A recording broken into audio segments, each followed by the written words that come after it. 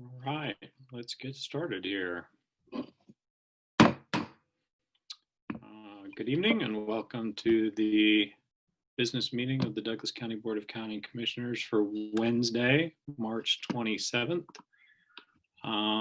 Just want to welcome any one of you who are there at the courthouse with Sarah. And anybody joining us online, a few bits of information on how we run our meetings on Zoom during this time of social distancing. If visual aids are used during the meeting, the presenter will share the screen with the call. Participants will not be able to view them without a computer, smartphone, or tablet. All participants will be entered into the meeting with their audio muted, meaning the commission and the public will not be able to hear you. Presenters will be unmuted when their agenda item comes up. We ask that all online presenters use good conference call etiquette and mute their line when not speaking and introduce themselves each time they speak. If you have a public comment on an agenda item or under regular public comment, please use the raise your hand function on Zoom. Staff will call on you and unmute you. We ask that speakers give their name and address for the minutes. The county reserves the right to shut off the microphone and remove any speaker from the meeting if they are vulgar, rude, or otherwise inappropriate. Chat function has been disabled and recording of this meeting will be available on our website after each meeting. Welcome commissioners and others. And we usually start off with our consent agenda. We have 1, 2, 3, 4, 5, 6 items on our consent agenda. Commissioners, is there any item that you would like to have removed from the consent agenda? No. No. Is there a member of the public who would like to remove an item from the consent agenda? Sarah, anybody there at the courthouse? There's no one here. All right. And our online facilitator, Jill Jolliker. Anybody waiting, Jill? Nope. Okay. Thank you, Jill. Seeing that nobody would like to remove an item, do I have a motion to approve items 1, 2, 3, 4, 5, and 6 from the consent agenda? Move to approve. Second. Moved and seconded. All those in favor say aye. Aye. Aye. Approved 3-0. We move on to our regular agenda, and we do not have any items on our regular agenda this week. So that will move us on to appointments.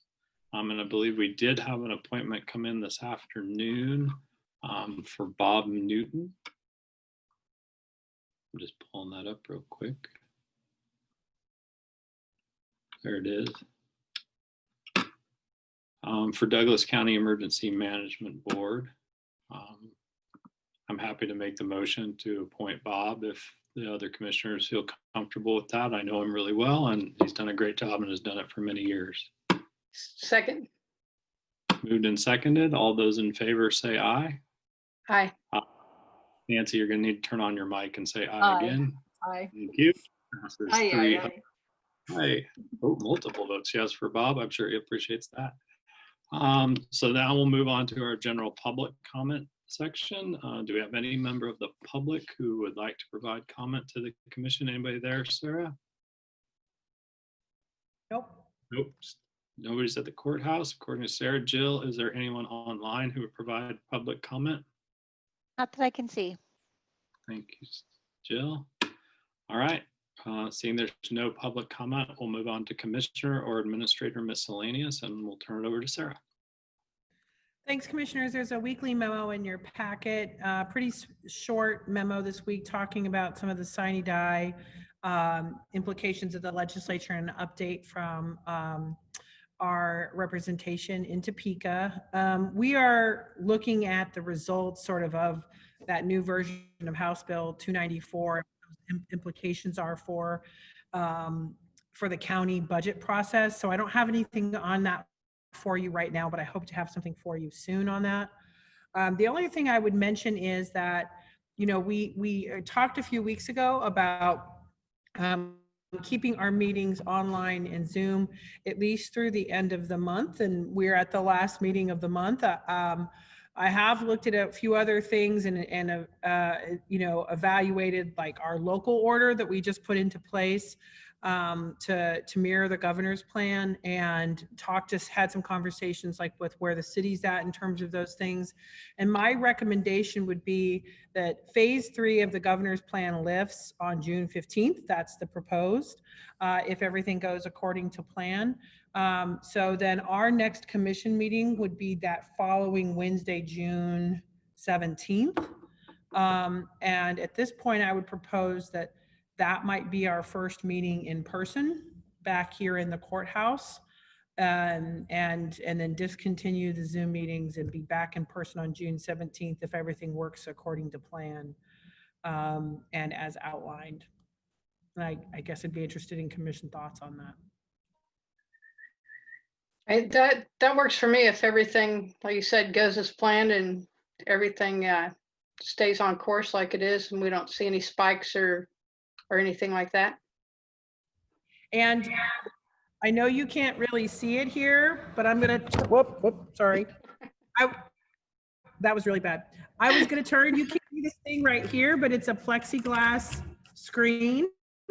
And we have ordered 2 mobile plexiglass screens so that the commissioners can have some separation with those screens in place. And we're ordering screens like this to be used in the law enforcement center as well, and the judiciary. So we will be able to put some social distancing practices into place even once the gathering restrictions are lifted here at the courthouse.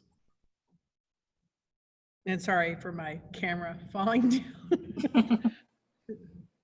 I think that's a really reasonable plan, and I really appreciate that you're making arrangements for some of the physical barriers that can kind of help give everyone confidence. I know I'm sure looking forward to being back in the courthouse, but you know, all of this, despite my technical deficiencies and breaking the internet up at my house yesterday, it all seems to be going pretty well. So you know, you mentioned the governor's, well, the governor's action, yes, was it just yesterday? I guess, are you planning to give us kind of an overview of that, or Patrick, are you gonna do that? I would like to be refreshed on where we are right now, and then, and a question, I had a leader in Baldwin City who called right after the governor's announcement was made, asking if, since her orders won't be standing anymore, that it'll just be the county, the local government. The question was whether the municipalities have any ability to kind of have local rule if they, you know, if they prefer to go a little faster than, say, Lawrence, or, and so is that kind of, if you wouldn't mind explaining kind of the hierarchy of that and decision-making in that regard. Yeah, so when the governor took the action yesterday to let her order expire, and she did do another disaster declaration to keep to have another disaster declaration come in, but it didn't have the limits on gathering that are in the governor's plan. So if that makes sense, because she had to do some part of disaster declaration, or an SDM can't continue to give us PPE and supplies, and the state can't continue to serve in that role. So she put the executive orders in place that she needed to do that action. But then what she did not do, she had left it to local control as to following reopening plans and limiting the size of gatherings. And from where that falls, then that authority falls to the local health official. And in each county there is one. And our local health official is Dr. Thomas Marcelino. And he, in consultation with other members of Unified Command, we met yesterday and determined that we felt it was most appropriate to enact a local order. He enacted that local order under his authority to follow the governor's plan. And we will need to update that local order each time the governor's plan, which is now just a guideline, is updated and changed. But in terms of the response of, this isn't up to every individual city, it is really outlined in statute to follow to the local health official. And for us, that's Dr. Marcelino. And then he governs what happens here in all of Douglas County.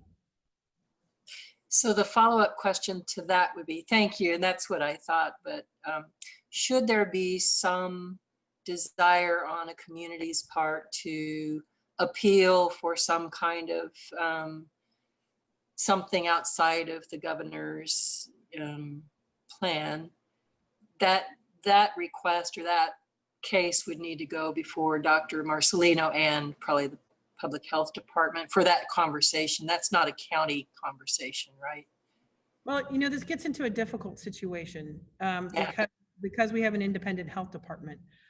In all other 104 counties in Kansas, this would be a decision that would fall to Public Health and the Board of County Commissioners. So as we stand down, right now, I would say, you know, that would, during this process, would have gone to Unified Command, you know, which consisted of representatives of the city, county, hospital, and public health. Now that we are standing down Unified Command, I do believe it is Dr. Marcelino's intent to make those decisions in concert with other members of that coordinating team, which is still in place. I'd be glad to have if someone in Baldwin wants to reach out to me, I'd be glad to sort of direct that conversation. Okay. But they do have to look at the decision for the community as a whole. Yeah, that's great. Thank you so much. I appreciate it. Yeah, and I'm trying to think if there is, so any other updates in terms of how that goes. You know, I think yeah, I do want to remind the commissioners and the public that, you know, Dr. Marcelino has had a lot of consultations with other infectious disease doctors and is monitoring our current situation. And we're using that dashboard that is on our coronavirus hub website and public health that really monitors these key factors in terms of how well our community is doing. And we're going to really use that to help guide to just make sure we're on track. But we really think the governor's plan does an excellent job of addressing a number of areas that are important to us locally here and that have been concerning. And you know, there's been some consistency. The community and the state is used to and is prepared with her language about the master plan in phase 2 and phase 3. And we feel like it's probably best if we just be consistent with that. I do know that, you know, I think some counties will do their own thing, you know, and we're in constant communication between emergency management and public health with our friends and neighbors as to what they're doing in those conversations. And I envision that's still going to continue to happen throughout this whole process. So just because we are standing down Unified Command, I don't want you to think that you're not going to have continued conversation as to how those efforts are going and what we're doing in that regard. We just now want to be able to have some time to focus on building more recovery and resiliency in our response moving forward. Thank you. I don't know that I have much more to add. I think Sarah did a great job of sort of outlining that for the public. I think that's really helpful to hear because we are unique as a county who has an independent health department that is certainly different. I just want to tell Sarah and all our county employees how much I appreciate them coming back to work these last couple of days. I know they're slowly coming back, and I think it'd be smart for us to come back as well on June 17th, and that it takes time to get that set up, and I think that's a great plan. I'll go ahead, Sarah.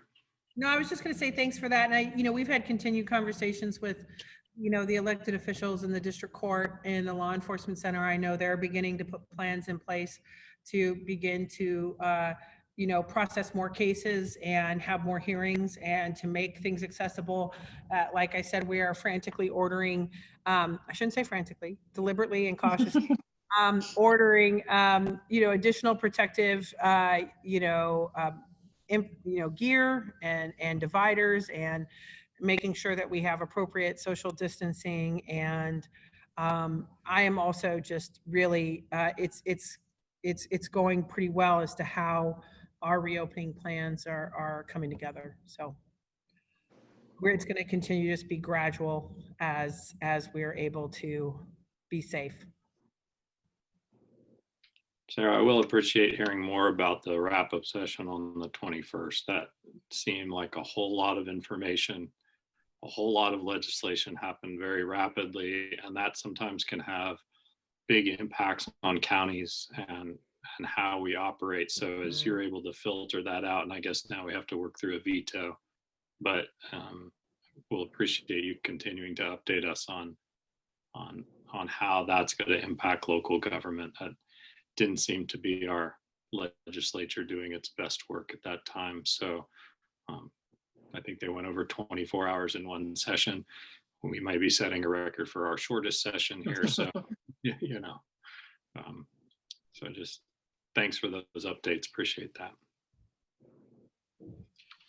Any other information for the commission? Commissioners, any other items you want to discuss? No? Okay. Great. Well, seeing none, I want to thank everybody for joining us today. Thanks, commissioners, and we are adjourned. Thank you.